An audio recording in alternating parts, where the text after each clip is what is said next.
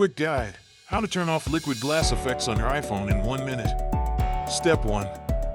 Open the Settings app on your iPhone. Step 2. Tap Display and Brightness. Now go back to Settings and open Accessibility. Select Display and Text Size, then enable Reduce Transparency. Return to Accessibility and open Motion, then enable Reduce Motion. Also turn off Autoplay Video Previews and Autoplay Message Effects for a quieter UI. These toggles remove glossy blurs and heavy animations across iOS. Compare the home screen before and after to see the difference. To restore the original look, simply toggle these switches off again.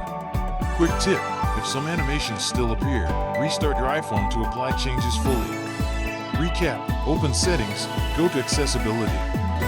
In Display and Text Size, enable Reduce Transparency. In Motion, enable Reduce Motion and disable Autoplay. That removes the liquid glass effect.